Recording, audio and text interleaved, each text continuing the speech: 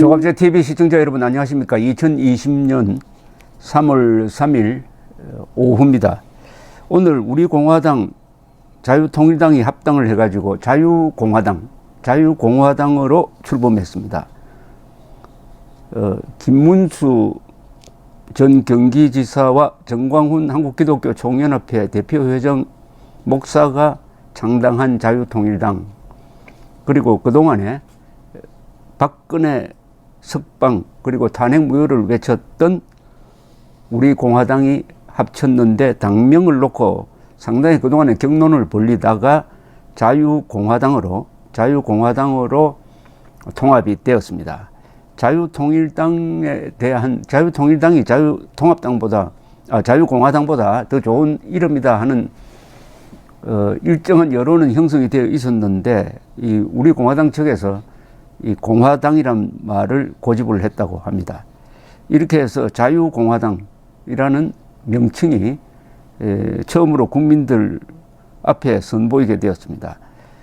기자회견에는 무소속 서청원 의원도 합류를 했습니다. 그래서 이들은 기자회견을 통해서 앞으로 선거 총선을 앞두고 미래통합당과 이 단일화를 논의하자, 이렇게 제안을 했습니다. 단일화를 논의하자. 후보 단일화. 거기에 대해서 미래통합당이 어떤 답을 내어놓을지 주목되는 바가 있습니다. 자유공화당 관계자들은 기자회견 후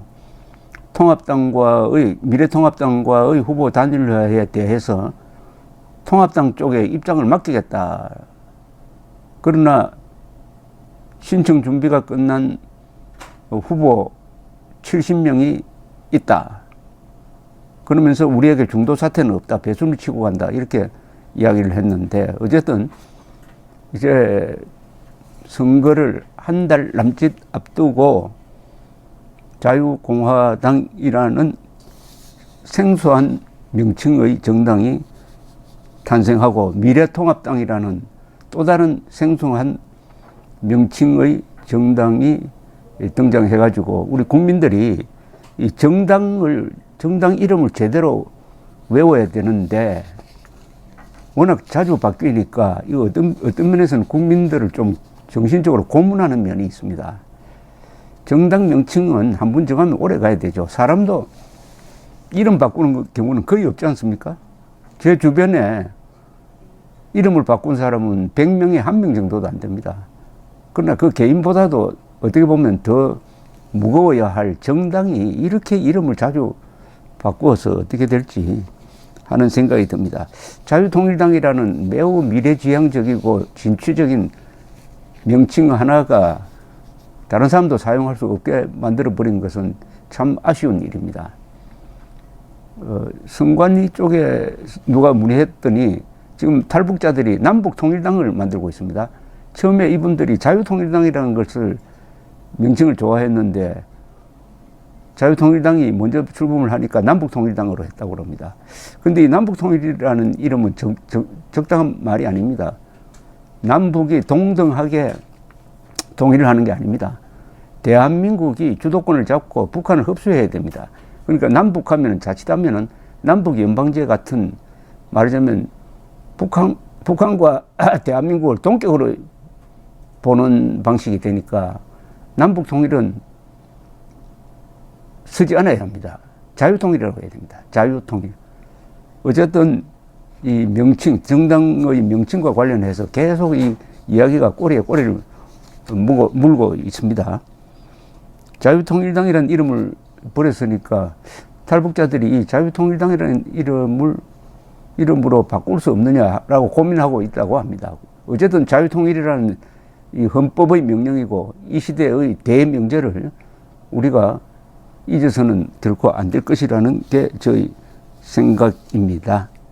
그런데 이왕 자유공화당이라는 이름이 나왔으니까 이 공화주의, 공화국이라는 데 대해서 제가 좀 해설을 해 드리려고 합니다.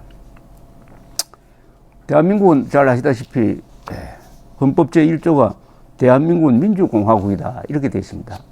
그리고 대한민국의 영어 명칭이 ROK, Republic of Korea죠. Republic of Korea, 민주공화국이다. 리퍼블릭이죠. 공화국은 리퍼블릭입니다. 리퍼블릭. 북한도 조선민주주의 인민공화국. 여기도 인민공화국이 나옵니다. 인민공화국, 민주공화국, 이번에 자유공화국. 자유공화국이라는 명칭은 거의 쓰지 않습니다. 거의 쓰지 않는데 이 검색을 해보면 자유공화국이라는 명칭을 쓴 국가가 2개 있었는데 그것도 하나 아프리카, 하나는 여기 발칸반도에 있었습니다. 자유공화국이라는 말은 조금 생소합니다. 이 정당 명칭에 그러면 공화라는 말을 쓴 경우가 유명한 박정희 대통령의 민주공화당이 있죠. 역사적 소명을 다 한 정당입니다. 그리고 김종필 씨가 1980년대에 정치 재개를 하면서 신민주공화당이라고 했습니다. 신민주공화당. 이게 나중에 3당 합당을 통해서 노태우의 민정당 그리고 김영삼의 통일민주당과 합당을 해가지고 민자당이 되면서 소멸을 했습니다. 그런데 이 공화당이 이번에 자유공화당이라는 이름으로 다시 이어지게 되었던 것입니다. 자, 이 민주공화국이라고 할 때 이 공화는 무슨 뜻이냐 한번 알아보겠습니다. 이 민주공화국이라고 했을 때 민주는 국민이 주권자로서 선거를 통하여 정부를 선택하고 대통령과 국회의원을 뽑는 이 대의제를 의미를 합니다. 이 의미는 상당 부분 이 공화제란 말과 좀 겹칩니다. 공화제를 한마디로 표현하라고 한다면 주권재민입니다. 권력이 군주에게 있는 게 아니라 귀족에게 있는 것이 아니라 국민에게 있다. 즉 주권재민이 공화정을 의미합니다. 로마의 역사는 보면은 왕정, 공화정, 그 다음에 황제 이렇게 넘어가죠. 그런데 실제로 이 공화라는 말은 한국에서는 별로 의미 있게 다뤄지지가 않는데 이 민주만 계속 강조합니다. 민주만 계속 강조하면은 이 권리를 강조하는 겁니다. 인권이라든지 이런 권리를 기본권이라든지 권리를 강조하는 것이고 공화제라고 하면은 그 말 그대로 함께 화합적으로 같이 산다는 뜻이 있으니까 어떤 공동체의 안전과 화합 그리고 자유에 따른 책임을 강조하는 자세를 우리가 흔히 공화주의자라고 합니다. 공화주의. 그런데 한국에서는 민주주의만 강조하고 공화주의, 안보, 질서를 바탕으로 하는 공화주의에 대해서는 상당히 소홀한 면이 있는데 자유공화당이라고 했으니까 이 당이 이런 공화주의의 제대로 된 면을 좀 당의 정신으로 삼았으면 좋겠다는 그런 생각이 듭니다. 이 민주공화국으로 출범한 대한민국 헌법의 모델이 된 게 있습니다. 이게 유명한 1776년의 독립선언서를 통해서 등장한 미국입니다. 미국인데 이 미국의 독립 영웅들을 흔히 파운딩 파더즈라고 합니다. 조지 워싱턴, 존 애덤스, 그 다음에 벤자민 프랭클린, 토마스 제퍼슨, 그리고 해밀턴 등등 아주 기라성 같은 인물들입니다.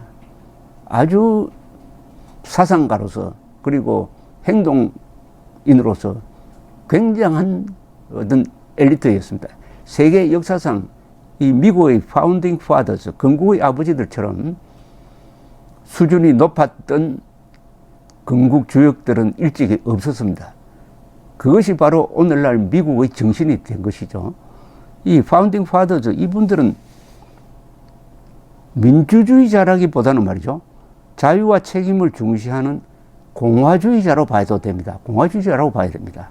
이 사람들이 생각했던 것은 어떻게 하면은 미국을 해체하지 않고 그 다민족, 다양한 사상을 가진 사람을 하나의 국가로, 연방국가로 통합해서 이끌 것이냐 한 거기에 고민을 했다 이거죠. 이들은 민주주의가 위험하다는 것을 알았습니다. 특히 파퓰리즘, 요사이 우리나라에서 이루어지듯이 선동가가 나오고 그다음에 선동에 넘어가는 국민들이, 수준 낮은 국민들이 있으면 민주주의는 지킬 수가 없다. 그래서 어떻게 하든지 국민들의 수준이 민주주의를 감당할 수 있을 정도로 교양을 높여야 한다는데 아주 고민을 한 사람들입니다. 이 벤자민 프랭클린과 관련해서 이런 이야기가 있습니다. 어떤 한 여인이 벤자민 프랭클린에게 물었다고 합니다. 박사님, 우리가 가진 체제가 공화국입니까? 군주국입니까? 프랭클린 답은 이랬습니다. 공화국이죠. 단 여러분들이 지켜낼 수 있다면 말입니다. 여기에 무슨 뜻이 있느냐? 민주공화국 좋죠. 그러나 여러분들이 민주공화국을 지켜낼 수 있을 정도의 덕성이 있어야 된다. 분별력이 있어야 된다. 이 말입니다. 분별력이 중요합니다. 분별력. 그러니까 선동가에게 속아가지고 간첩이나 공산주의자나 아주 사기꾼을 국회의원이나 대통령을 뽑는 그런 짓을 하면 공화국을 지킬 수가 없다. 그래서 시빅 버추라는 말이 나옵니다. 이게 시민적 덕성을 갖춰야 된다. 시민적 덕성을 갖추지 않으면 안 된다. 특히 이런 고민을 가장 논리적으로 한 사람이 토마스 제퍼슨입니다. 이승만 대통령은 이 미국 건국 과정에 대해서 소상하게 알았던 사람입니다. 그것을 염두에 두고 대한민국의 건국을 한 사람이에요. 흔히 이승만 대통령을 제퍼슨 민주주의자라고 합니다. 제퍼슨 데모크래트. 이승만 대통령 스스로 자신을 제퍼슨 민주주의자라고 미국 사람들에게 이야기했다고 합니다. 이승만 대통령은 이 미국의 고관들을 만나면은 미국의 건국 과정에 대해서 신이 나서 이야기를 했는데 그 이야기를 듣는 미국 사람들이 혼이 빠진 듯이 들었다는 그런 표현을 당시 무초 대사가 남긴 회고담에 나옵니다. 그처럼 미국의 건국 과정을 참고로 해서 대한민국을 세우고 대한민국의 민주주의를 운영해야 한다는 생각이 깊었다는 것이죠. 이 토마스 제퍼슨이 남긴 말은 우리한테 정말 피와 살이 될 말들이 많습니다. 친구에게 보낸 편지에서 이렇게 말했습니다. 자유란 나무는 때때로 애국자와 독재자의 피를 마심으로써 원기왕성해져야 한다. 이는 자유의 근본 속성이자 그름이기도 하다. 좀 살벌한 이야기이기도 합니다. 성문법을 엄격하게 준수하는 것이 선량한 시민의 고귀한 의무 중의 하나임을 의심할 바 없지만 그것이 가장 고귀한 것은 아니다. 조국이 위기에 처했을 때 이를 지켜내는 것이 더 고귀한 의무이다. 여러분, 지금 대한민국 위기에 처했습니다. 내부의 적들이 권력을 잡았어요. 이들로부터 대한민국을 지켜내려면은 지금 여러분들이 취하는 자세, 이게 충분합니까? 말로서 비판만 하면 됩니까? 걱정만 하면 됩니까? 행동해야 되는 것 아닙니까? 제퍼슨의 이야기가 바로 그겁니다. 또 제퍼슨은 자신의 고민을 친구에게 이렇게 털어놓았습니다. 나는 한 사회의 궁극적 권력을 안전하게 예측할 수 있는 곳은 국민들 뿐이라는 것을 알고 있다. 그런데 그 국민들이 충분히 개명하지 못해 신중하게 자신들을 통제할 수 없다고 생각할 때는 그 권력을 그들로부터 뺏을 것이 아니라 교육을 통하여 그들에게 신중함을 가르쳐 주어야 한다. 국민들이 독재자, 선동가에게 계속 넘어간다 이거죠. 공짜 복지에 넘어가고 가짜 평화에 넘어가서 간첩 비슷한 사람을 대통령, 국회의원으로 뽑는다. 그럼 어디 갈 거냐? 차라리 군대가 나와가지고 싹 쓸어버리고 국민들로부터 주권을 빼앗아가지고 독재하는 게 낫지 않느냐. 이런 유혹에 넘어가지만은 제퍼슨은 그래서는 안 된다. 시간이 걸리더라도 국민들을 교육해야 된다. 그 길밖에 없다. 이렇게 이야기를 했는데 이승만 대통령이 바로 이 토마스 제퍼슨의 정신을 따른 사람입니다. 이분이 1948년 8월 15일 건국기념연설에서 첫 문장이 이렇습니다. 우리는 민주주의를 믿어야 합니다. 민주주의가 문제 해결에는 따로 시간이 걸리고 더디지만은 종국에 가서는 선이 악을 이긴다고 믿고 민주주의를 하는 수밖에 없습니다. 이게 바로 토마스 제퍼슨 정신이고 4.19 때 학생들이 부정선거를 규탄하면서 들고 일어나가지고 총 맞고 다치니까 병원으로 가서 그 청년들을 위로하면서 불의를 보고 행동하지 않는 젊은이가 있다면 그런 나라는 망한다 라고 이야기하고 3일 뒤에 물러났습니다. 이 토마스 제퍼슨을 아주 깊게 생각했던 이승만 대통령이 대한민국을 만들 때 그 토마스 제퍼슨의 민주주의, 공화정에 대한 생각을 정책화한 곳이 참 많습니다. 이건 앞으로 누군가는 연구를 해야 될 부분인데, 흔히 토마스 제퍼슨의 민주주의에 대한 생각을 정리를 하면 이렇다고 합니다. 작은 정부와 대의민주주의를 존중해야 한다. 정부는 작아야 된다는 겁니다. 국민의 재산과 권리를 수호하는 것이 정부의 기본 업무다. 사유재산 수호. 국민의 알 권리와 정부에 대한 비판의 자유를 존중한다. 정부는 인간의 자유를 보호하고 확장하는 것을 목표로 한다. 교육을 중시한다. 미국이 자유를 세계적으로 확산시키는 일을 해야 한다고 믿는다. 종교와 정치를 분리하는 것이 가장 좋은 종교와 자유 보호책이다. 종교는 정치 부패로부터 자유로워지며 정치는 종교 갈등으로부터 자유로워진다.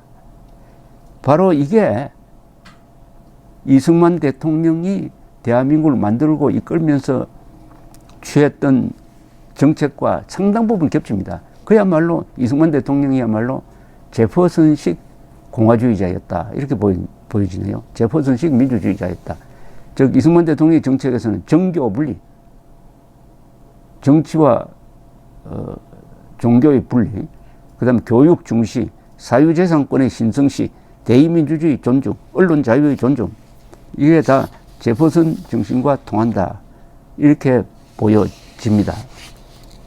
이야기를 원점으로 돌아가서 이 공화국의 유래에 대해서 제가 좀 설명을 하겠습니다. 아까 처음 말씀드린 대로 민주주의, 자본주의 뭐 이런 거는 다 서양 사조를 명치유신 이후에 일본 사람들이 번역하면서 민주, 자본주의, 그 이외에 뭐 여러 가지 출판, 언론 뭐 이런 거 전부 다 일본 사람들이 만든 한자어입니다. 그런데 그 한자어 중에서 공화국은 아닙니다. 공화라는 말은 이 동양 사상에 근거가 있어요. 근거가. 그 근거가 어디냐 하면은 서기전 한 828년, 820년대로 올라갑니다. 중국 주나라에 10대 왕이 여왕이었습니다. 여왕. 이 여왕이 아주 현명한 신하, 주공, 소공 등의 이 충고를 무시하고 폭정을 하다가 백성들이 화를 내가지고 민중봉기를 일으켰습니다. 서기전 842년에 왕궁을 습격해가지고 왕을 죽이려고 했습니다. 일종의 혁명이 일어난 거죠. 왕은 이 수도인 호경을 탈출해가지고 황하를 넘어 지금의 산서성으로 피했습니다. 이 신하인 소공은 백성들이 몰려와서 태자 정을 죽이려 할 때 그를 보호하고 자신의 집에서 살게 했습니다. 이제 왕이 없어져 버렸어요. 그러니까 이 신하 주공과 소공이 교대로 국정을 관리하게 되었습니다. 이를 사마천은 사기에서 공화라고 불렀습니다. 공화. 이제 군주가 없어졌어요. 잠시. 그러다가 서기전 828년 공화 14년입니다. 여왕이 죽자 주공과 소공은 여왕의 아들 정을 즉위시켜 선왕이라고 일컫게 되었습니다. 다시 이제 왕정복고가 된 겁니다. 왕정복고. 짧은 공화정이 있었다 이겁니다. 이 이야기를 들으니까 영국 생각이 나네요. 영국에서 청교도 혁명이 일어나가지고 찰스 1세를 클로멜이 단두대에서 그냥 목을 치는, 그래서 왕이 없어져 버렸습니다. 찰스 1세가 참수당하고 한 10년 동안에 영국 역사에서 유일한 공화정이 있습니다. 공화정. 그 공화정을 지도한 사람은 클로멜이었습니다. 클로멜이 죽고 아들이 이어받아서 하다가 다시 찰스 1세의 아들 찰스 2세로 왕정 복귀가 됩니다. 요 10년 동안의 공화정을 생각하게 되는데 중국 역사에도 이처럼 공화정이 있었군요. 일본에도 공화정이 있었습니다. 그건 나중에 따로 기회가 있으면 설명드리겠습니다. 일본에서도 한 반란 정부가 홋카이도에 공화정을 만든 적이 있습니다. 명치유신 이 무렵이었습니다. 그래서 이 영어의 리퍼블릭을 명치유신 이후 일본 사람들이 번역할 때 고민을 한 거죠. 이거는 동양에 예가 있으니까 공화국으로 하자. 이래서 아주 멋진 번역이 이루어졌습니다. 근데 공화 정신은 뭐냐? 같이 화해롭게 산다. 이건 아주 좋은 말이십니다. 공자가 논어에서 한 이야기가 있죠. 군자 화의부동이라는 말이 있습니다. 군자 화의부동. 이게 바로 공화주의입니다. 군자 화의부동. 군자는 같지 않아도 화목한다. 다 사람이 개성이 다 다르지만 화목한다. 그 뒷말이 멋있습니다. 소인 동의불화. 그런데 소인배들은 같으면서도 불화한다. 민주주의는 뭡니까? 생각 다르고 계층 다르고 다 다르지만은 법을 중심으로 화합하는 겁니다. 그러니까 이게 바로 군자 화의부동입니다. 각각 달라도 화목한다. 각각 다른 사람을 화목시킬 수 있는 것은 법치입니다. 법치가 엄정하게 공정하게 집행될 때 민주주의가 유지되는 겁니다.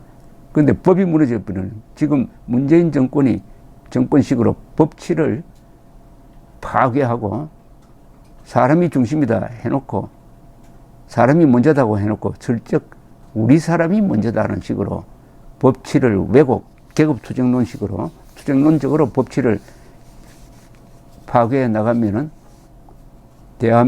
민주공화국으로서의 대한민국이 아니라 공화국이란 이름의 또 다른 유사 전체주의가 되는 거죠. 북한도 인민공화국 아닙니까? 그런데 그게 인민공화국입니까? 1인 수령 지배 체제 사교 집단이죠. 우리가 민주공화국이라고 헌법에 못을 박았는데 이번에 자유통일당과 우리 공화당이 자유공화국이라는 명칭을 가져온 것을 나름대로 제가 거기에 해석을 더한다면은 자유의 가치를 더 강조한 민족 가치보다도 자유의 가치. 자유라고 하면은 민주주의 국가에서는 몇 가지 의미가 있습니다. 첫째, 선거의 자유, 언론의 자유, 사유재산권의 자유입니다. 이 자유를 불가침의 영역으로 지키겠다 하는 자유공화국. 그래서 자유공화당이 만들어졌다고 해석하고 싶은데 여기 구성원들이 어떻게 하면 이름값을 할 것인지는 하기 나름인데 선거를 앞두고 참 시간 얼마 없는 때 어떻게 하면